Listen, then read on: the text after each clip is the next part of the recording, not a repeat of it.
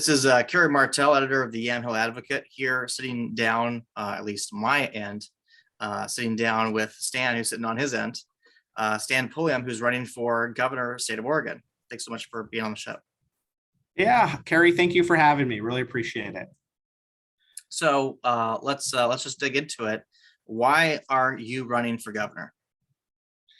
Well, we're running because we have a movement that really began, in the middle of Kate Brown's lockdowns with these small business owners. As many people know, I'm one of these lucky, fortunate souls that got to become mayor of my hometown. So you can just imagine during these shutdowns, my phone started buzzing and ringing, off the hook by Main Street business owners that wanted an audience with their mayor. And I like to talk about, that afternoon when we walked in to meet with them at a small diner in our small town, I had to look those folks in the eye. And these were folks that I'd grown up with. They were my classmates, people whose kids go to school with mine and Mackenzie's kids. And when I looked them in the eye that day, I saw fear and I saw desperation. I saw my mom and dad looking back at me. And so we made a decision that day that we were going to stand up and fight back. And Mackenzie and I were a young family, young parents. We have two kids in public school, ages 12 and 9.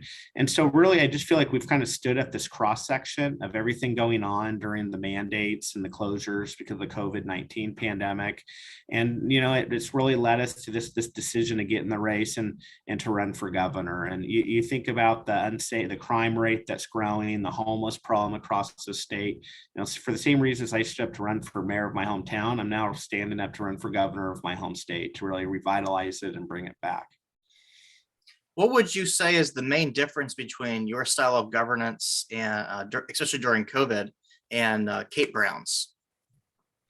Yeah, well, Kate Brown really did a one size fits all approach, and she, in a lot of ways, was following political science, not actual science. And she was leading from above, and dictating mandates from above.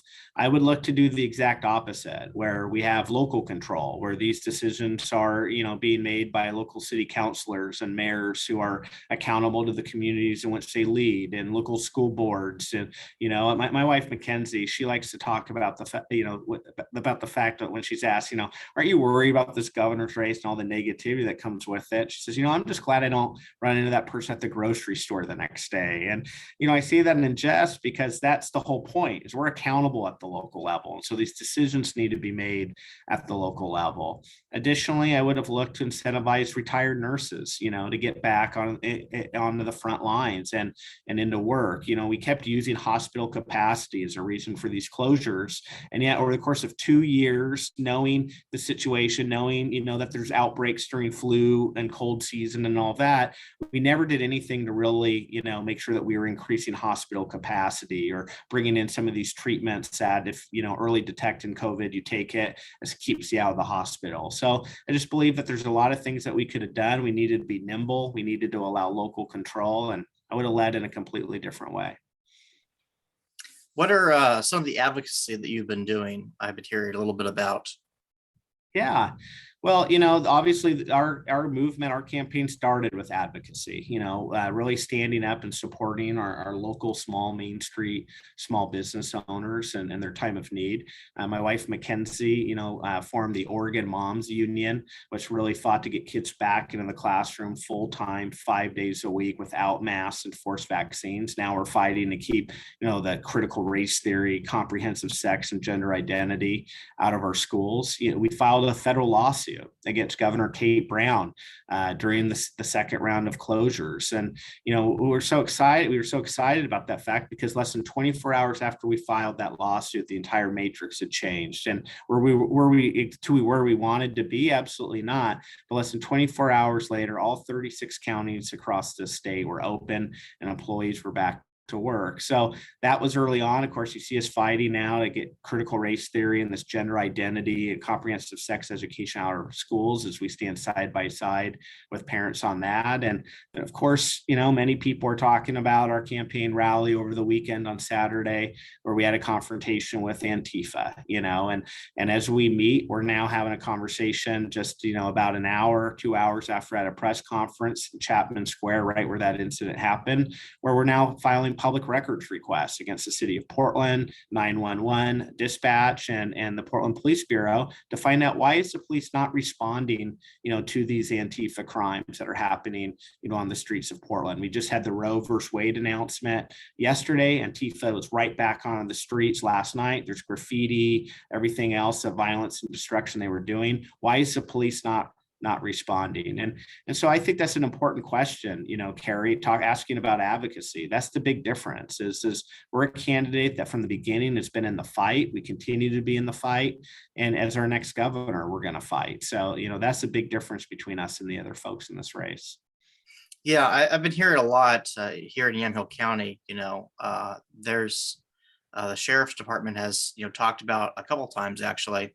They've arrested people the same day for the same crimes because they arrest them, they book them, and then they get released from the jails because of the policies that are being done at the state level to release people because of COVID and safety concerns and things. And there's been a few specific cases where they arrest somebody for drunk driving twice in the same day because of this. Right. How would you approach the situation differently as governor? Would you still continue on the policies under Kate Brown of letting criminals walk out the same day that they're arrested? Absolutely not. We'll look to do anything at our disposal. So we have a couple of proposals. One is we would look to deputize a small portion of the state police as federal marshals. That way, when you're arrested by a federal marshal for federal crime, you go into the federal judiciary, into the federal court system, outside of some of these local DAs. They're doing exactly what you're talking about, essentially legalized crime through catch and release policies. Additionally, that's just for federal crimes, like I mentioned. Additionally, the state of Oregon's governor, has the power to appoint a special prosecutor. That's something that we would look to do as well. Some of our opponents say, well, I can actually just have the Attorney General of the state of Oregon, Ellen Rosenblum, step up and prosecute these crimes instead of a local DA. And I'm going, Ellen Rosenblum, she's more liberal, if not worse, than some of these local DAs. We need a special prosecutor that we appoint. And then also when we got to get folks in the federal judiciary. And it's important. The federal judiciary is important because we've had nearly 4 decades, 40 years of extreme left-wing control. And so all those judges here in the state have been appointed by, for the most part, Democrat governors. And so that's the big reason why we got to get in the federal judiciary. I understand that we've got Joe Biden right now as president. And so that's not foolproof. But before Joe Biden, we had Donald Trump. And before Donald Trump, we had Obama. But before Obama, we had George W. Bush. And so my case there is that we have a much better shot at a good judge that's going to put these thugs, into jail in the federal judiciary a lot more than we do in the state judiciary. And really, at the end of the day, Carrie, I hope what you're hearing from me is, wow, this guy doesn't sound like your typical politician, that's just going to get in there and say, my hands are tied. There's nothing we can do. We're going to do everything at our disposal to put these folks into prison. Mentioned, the schools and critical race theory. As you may know, a big focal point of the Yamhill Advocates reporting has been in what I refer to as the Newburgh Schools saga, which is the pro-critical race theory activists in the area who are aligned with the Indivisible movement, national organization, against the local, conservatives and politically moderates in the area that have a more common humanity approach, to ethnic relations. What would you do differently with the Department of Education? And the reason I bring this up is because the vice chair of the Department of Education, Guadalupe Martinez, is one of these social activists local here in Newburgh that's very pro CRT. I published a rant that she posted on social media about comparing the United States to an old junky car that should be abandoned and replaced. And so what would you do differently with the Department of Education compared to the Democrats? Yeah, so the Oregon Department of Education has gotten way too big and bloated, and they're basically dictating from above. basically we're getting big Portland and Eugene politicians in there that are forcing their values and their beliefs onto the rest of the state. So I'd look to do a couple of things. One is I like to say we're going to revitalize the timber industry here in Oregon with all the pink paper, that we're handing out and issuing as our next governor. We're going to look to completely clean house. Additionally, the governor of the state of Oregon is the superintendent of public instruction. That's ridiculous. I would fire myself from that position. It shouldn't be top down. It needs to be bottom up. We need to empower parents and local school boards who are accountable to parents. You talk about the Newburgh, saga and what happened there. So what we had school board members who were voted in there and did the will of their voters, the people. And the extreme left, of course, tried to recall those folks, and their community stood with them. And those are still school board members today. So we need to empower local communities to make decisions at the local level. We need to pull back. I couldn't believe the legislature basically in response tried to take away power from local school boards. We got to return that power. And I think it's one of the best things that my wife Mackenzie's organization, the Oregon Moms Union, is doing is they're looking to really train, these conservative school board members where they realize where their power really is, and the influence that they can have, at a local level. So really my opinion on education is that we need to really try to abolish the Oregon Department of Education. I don't think we need a top-down approach.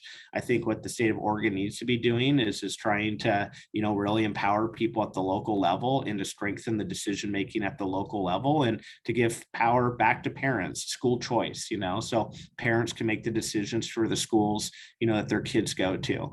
But more specifically, I just want to let you know that on day one, we would look to sign executive orders similar to Ron DeSantis in the state of Florida, where we would ban critical race theory and a lot of this gender identity, sex education going on in our schools. And what's happened there, I think, is one of the biggest uncovered stories, in the state is that there's a state law that says that the school needs to notify parents so they have the ability to opt out of comprehensive sex education. And what's basically happening here now is that they are rebranding comprehensive sex education with gender identity so that they can sidestep, the notification of parents so they have the ability to opt out.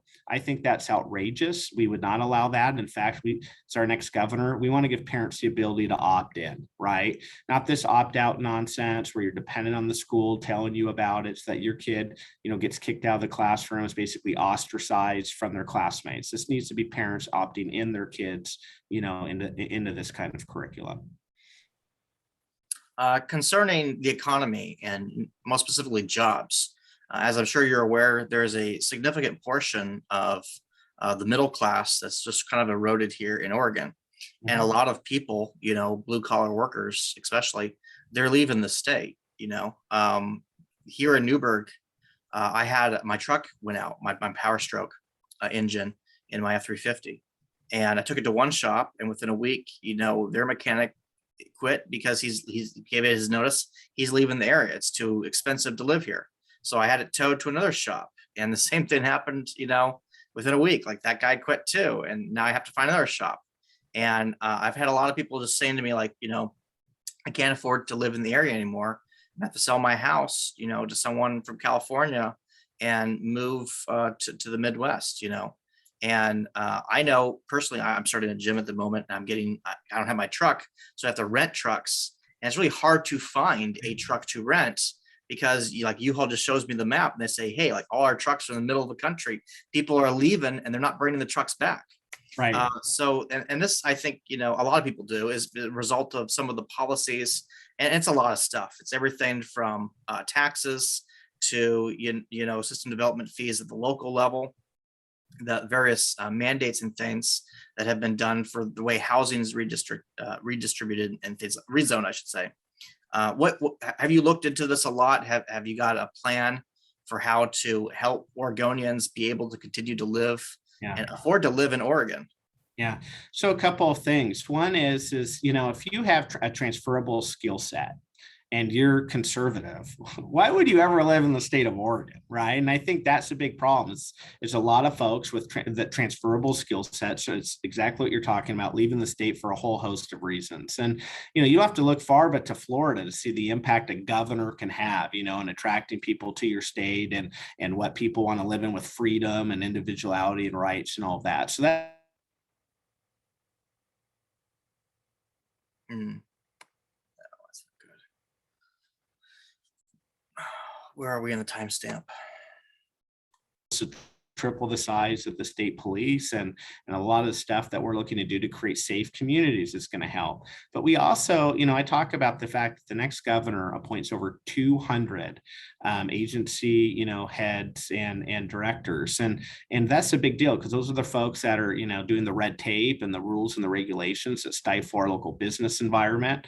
And so we need to allow small businesses here in the state to really be able to thrive and be able to hire employees. So I think those are a couple of the ways. I think of Jordan Cove as a project that, we had extreme environmentalists stand in the way of in Coos Bay that would have created the largest deep sea, port on the West Coast, between Seattle and Tacoma, Washington. And you think about our trade and our commerce and those things, we're not really taking advantage of what we have here in Oregon. And you talk about housing, a lot of this is we need local control over housing. There's all kinds of, the state and the federal government have really been derelict in their duty to really provide good infrastructure to local communities, things like wastewater and water and road improvements. Well, those all get added into these charges for development, which goes directly into what you pay, when you buy your home. So, we need to really get the state and federal government to do what government's supposed to be doing, the essentials, the infrastructure and stuff, and get out of this